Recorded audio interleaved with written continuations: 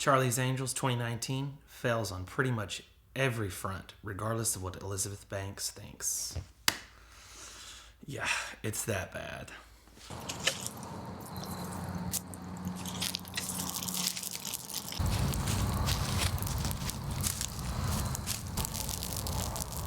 Charlie's Angels 2019 is written and directed by Elizabeth Banks and stars Kristen Stewart of Twilight fame, Naomi Scott, and Ella Balinska. The film is... It's bad. There's no other way to cut it. I know Elizabeth Banks made a comment that it was, men didn't want to go see it. I actually enjoyed the first two Charlie's Angels movies back in the early 2000s. It starred Lucy Liu, Cameron Diaz, and Drew Barrymore. Those films were very campy and quite fun and did kind of a spin on the woman superhero action star genre and kind of gave it its own flavor to it. This film seems to be more realistic in that aspect, in that it kind of did away with a lot of the campy aspect, the cheesy little praying mantis, crane or whatever style fighting with a lot of wires and stuff. It goes for a more realistic style in terms of the action scenes, but a lot of it is just really quick, fast cuts, and you can't really tell what's going on. The camera movements are all over the place, and there's almost never a steady still scene or still shot to where you can see what's going on. And you can tell that there may not be necessarily stunt people doing the work, because it does look like Kristen Stewart is actually pretty involved in some of her stunt scenes or some of her action scenes, with the way in the film opens with her tying this guy up with basically a drape, and he's fallen in love with her, calls her Miss Independent and all this. But the way it's shot together and the cuts and stuff kind of just makes it really hectic, and you can't really tell or see what's going on. The film, once that opening scene, you see Patrick Stewart as a Bosley who's retiring, working his one last mission with the Angels at this point. And then from there it progresses to where you have the other character, I believe, played by Naomi Scott, she works for a corporation. They've created this new super tool that can conserve energy and basically solve the world's energy crisis. But she finds out in her research on designing the thing that there actually is some issues with it, possibly being converted and used for like a weapon. And she finds a mole inside the company that gives her a little black card to basically contact the Townsend agency, Charlie's Angels, and go from there. So she reaches out to them and meets with Damian Hussein, who is also a Bosley there. There's a lot of different Bosleys in this film. It's described as being a rank, and there's multiple branches of the Townsend agency throughout the world, and not just in California. They got a New York branch, which you find out the Bosley there is Michael Strahan. I thought that was kind of cute at the end of the movie. But so she goes and meets with Damian Hussein's Bosley and is then attacked by an assassin.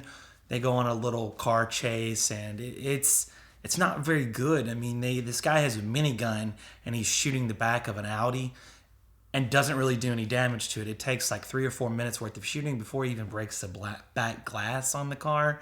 And also one of the other Angels, Jane, is her name in the film.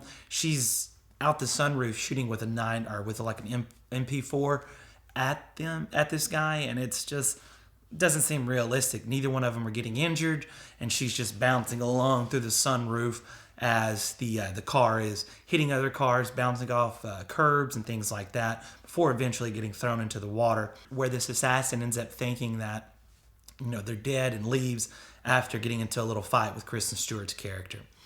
Kristen Stewart is probably my high point in the film. Her acting is usually kind of but she actually does a pretty good job in this, because she has quite a few nice quips and little witty comebacks before she ends up punching somebody in the face. So I give her props for being in this film and doing a good job based on what she had.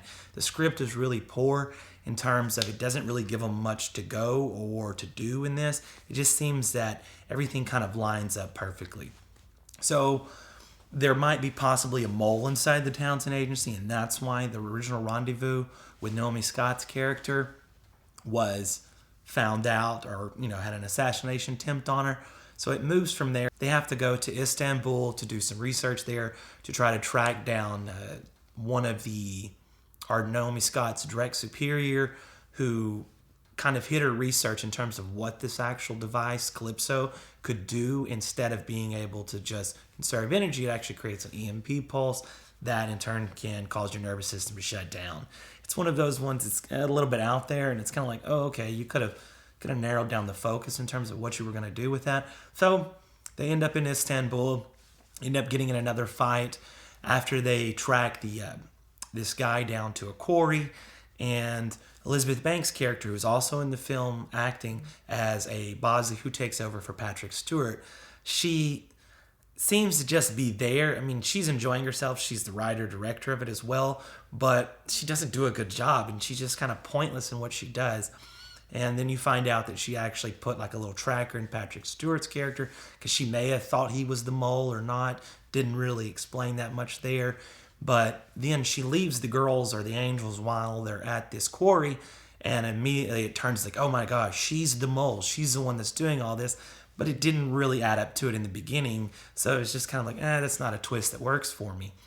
So after this, the angels then go back to headquarters, which is then attacked. And Elizabeth Banks' character gets shot by the actual mole inside the Townsend Agency, which is Patrick Stewart's Bosley, who has since retired. And his issues for turning against Charlie after 40-something years of service was because he got passed over.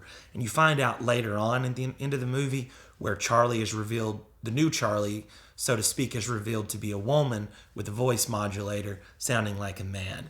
So, I mean, that's really kind of cheesy. He's mad because he was passed over by a woman for the top job in an agency that he helped. He was Charlie's original assistant and helped him create.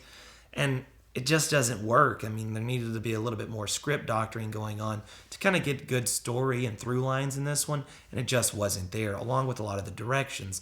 Specifically, the very fast, kind of hyper-phonetic cutting of the action scenes and the chase scenes. It just doesn't work in this instance. So then after Bosley shoots Elizabeth Banks as Bosley, he then takes the Naomi Scott character and goes with her back to her boss's house, who's throwing a party as part of a big reveal for his new Calypso device that's going to save the world's energy crisis. Well, at that party, then it's then revealed that, to Naomi Scott's character, that this Bosley is the one who's the bad guy. He's been doing everything. He's the one who actually is just using her old boss or her boss for his own gains and is not really helping him in any capacity. Her old boss is just kind of an idiot who's just a rich guy who just wants to get paid and have a good time. As you can see by the party, a lot of beautiful women and a lot of beautiful women, eye sculptures and things like that. And he doesn't really care. So he then tries to leave, and you find out, no, Bosley, Patrick Stewart, is actually running everything. So from that point, that's when the other two angels, I don't remember one of them's name, but the Kristen Stewart and the other lady, Ella Balinska, she shows up, and then they kind of get into a fight with the assassin from the beginning who tried to disrupt the original meetup, and she ends up beating him up a little bit, throws him off a balcony. He gets impaled by an ice sculpture. They make a couple quips about that, and it's not necessarily funny, but it's kind of like, okay, works a little bit, but not really. And then, he's like, I'm surrounded. I got you surrounded. I got all of my guys. You're done. It's time to end here. And then all of a sudden, the lights cut out, and then all of the men fall down, and you see that all of the women in the party are actually other angels that they have. And they kind of alluded to the fact that there was multiple different groups of angels that didn't necessarily know each other or interact with each other, but they were just strategically placed throughout the world in this film. That way that if needed, they could come to each other's aid. So it really just ends on kind of a thud where, whoop, boom, slam, bam, thank you, ma'am, everything's done. The angels saved the day. The, rich, narcissistic boss, he didn't really care, but guess what? He's going to go to jail. And one part I really didn't like was they had this, Patrick he's on up in his years, and he's there and he's kind of talking a little bit of noise, and you have Kristen Stewart's character walk up and just hit him in the face, knock him out. And it's like, okay, you just beat up a 70-year-old man who obviously, couldn't do any fighting or anything because he had this little assassin going around doing all of his dirty business. He's just a facilitator. And at that point, Elizabeth Banks is there, and she's like, let's go, girls. Now you're going to go ahead and head off to your normal training and be able to go from there. So Naomi Scott's character. So the film ends with a kind of a montage of different training events where it's pretty much just introducing everybody that would possibly be part of a new group of angels and along with some of the older ones, a tie-in from the original TV series, Ronda Rousey as a martial arts instructor for the Angels, which some of Ronda's acting is a little bit painful to watch, and in this point it was kind of painful seeing her at the end, but thank God it was just in the credits. This is really just a bad film all the way around. I know Elizabeth Banks tried to say, men didn't want to go see it. I like the original Charlie's Angels films. I'm not a big fan, or I'm a little too young for the original TV series, but the films of the early 2000s with Cameron Diaz, Drew Barrymore, and Lucy Liu were campy but fun. You actually could enjoy it. They even had, they directed it in a way to where each one of those angels had their own distinct personality. Cameron Diaz was the girl next door. Drew Barrymore was like your best friend. And Lucy Liu was like the girl of your dreams that you'll never have or never be able to meet, that you can just see like on Victoria's Secret or magazine covers. But they were all kind of relatable, and their chemistry seemed to be a little bit better. Again, my favorite part of the film was Kristen Stewart, who actually gives a pretty good performance in terms of what she has done in some films, but it just didn't really work for me. Elizabeth Banks' direction was very heavy-handed. It seems to me that the script was really contrived and just didn't really have a lot of pre-production in terms of lining out the flaws in it, and it didn't really work for me. The movies flopped pretty hard at the box office, lost a fair amount of money, but hey, at least you can fail up in this world, because I heard that Elizabeth Banks is going to get another chance, and I say go for it, but try to do a little bit more pre-production, line out some things, and try not to just make jokes out of stuff that don't really need to be jokes. And, it's Charlie's Angels is campy. It's supposed to be.